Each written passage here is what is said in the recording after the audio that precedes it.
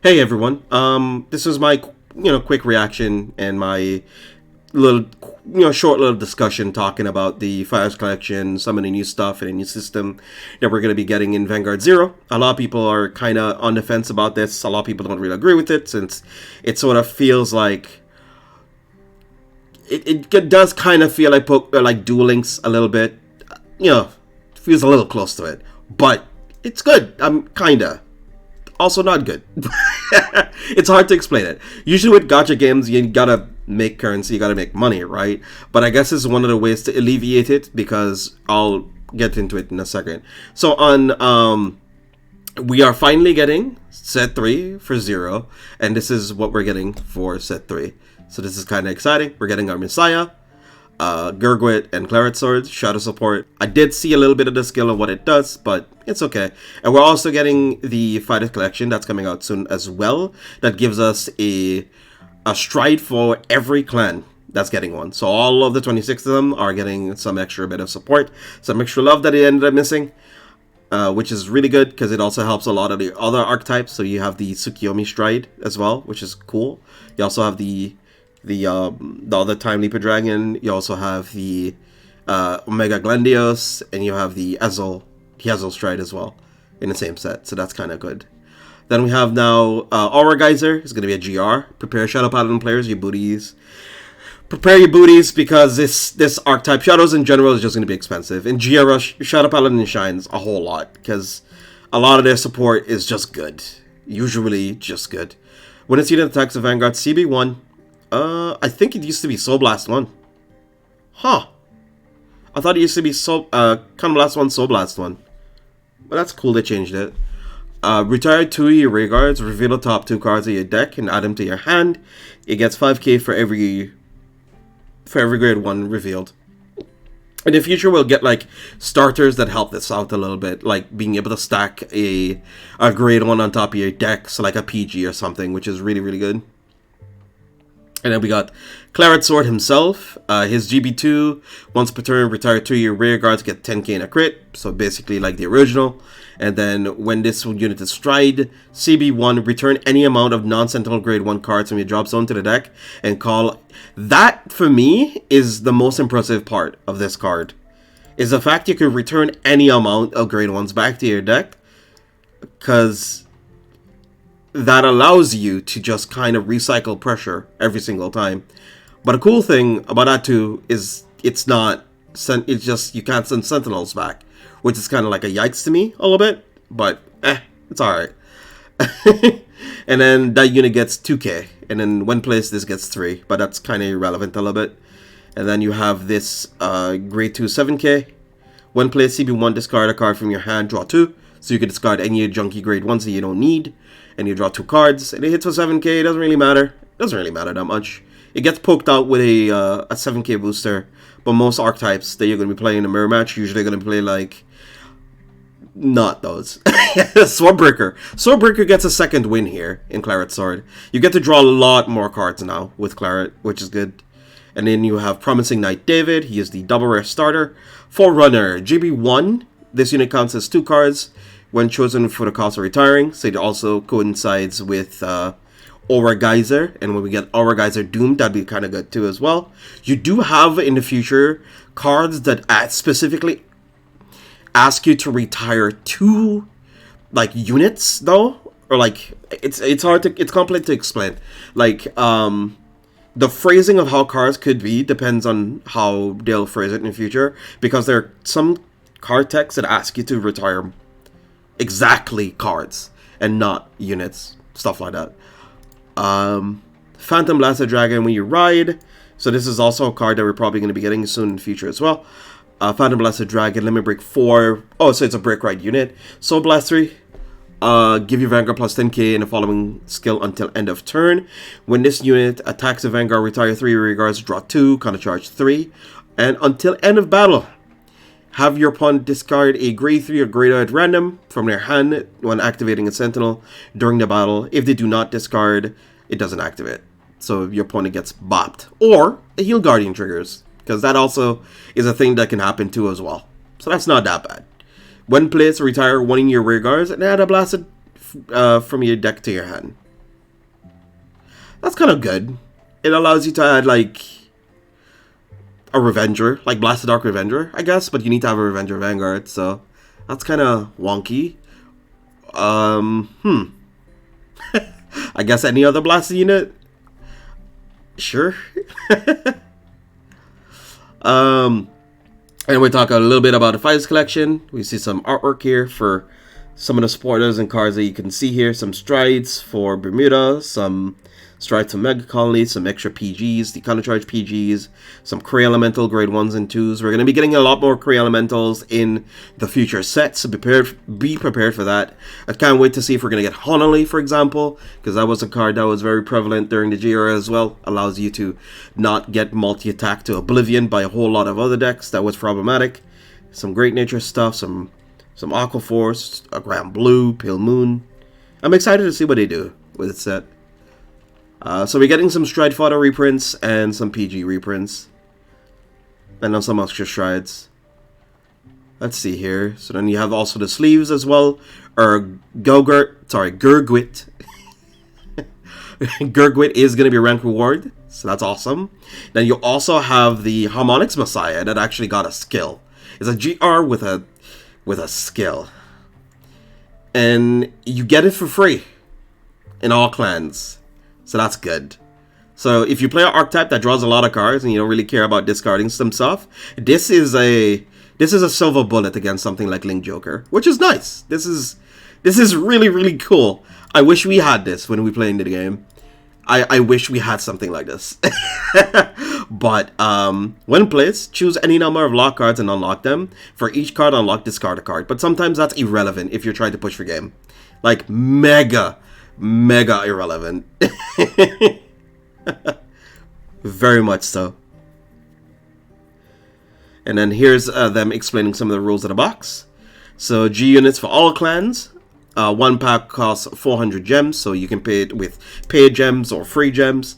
And one box has 54 packs. And then each pack has one triple rare or higher in it. And then all cards are double rare. And that's the same trend that we have in the Fighters collections of old. And when we get future Fighters collection, like 3 and 2 and 3, those will have like the other future support cards as well. Some extra grade 3s possibly, some new grade 3s as well that it could introduce for the previous legacy formats. So when we talk about like the other legacy archetypes, you know, like older ones. Then for a limited time, get login bonuses and quests. Get enough packs for an entire box. I don't know if we'll get enough packs exactly for all the login bonuses. I don't know if this is entirely true, but this is sort of like, I guess you might get like 2 or 3 packs a day. And that probably goes on for a month, maybe, for the 2-year anniversary. So we'll see. We'll see if they're going to do anything else special for it. Then G-Zone sleeves can be customized as well for the anniversary. That's sick. Gives us playmat customization, and then you got me. Give me playmat customization and I'm Gucci. And then I'm happy. Let's see. It's daily quests? Oh, bonus quests. Huh. Well, get login bonuses and quests. Okay, well, fair. So you get packs on login and also extra quests as well. That's good. First login, you get 2 packs, and then second to fourth day, 1 pack each. And then you also get quests that allows you to get more packs as well. I guess playing a certain amount of ranks, getting a certain amount of VP, matching against a certain amount of players and opponents, or playing certain decks. It's entirely up to how you want it. And then you will get 10 medals. You will get 10 heart medals for every 10 packs open in the Fighters Collection. There will be an exchange for heart medals for strides in the box. Heart cards, in this means the cards that are on the Vanguard circle before striding. For example, for the heart of this box would be Tsukiyomi. Huh.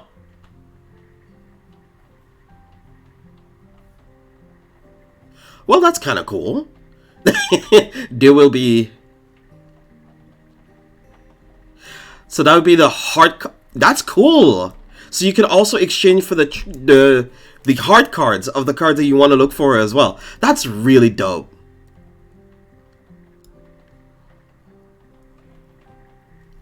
I don't know if it's for all of the heart cards. Would you also be able to do the same thing for like Big Belly, or would it go to like the legions, for example, like Testa Fox and all that stuff? Huh. We'll see. We'll have to see. We'll have to see.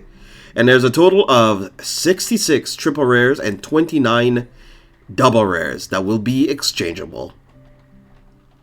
That is a lot.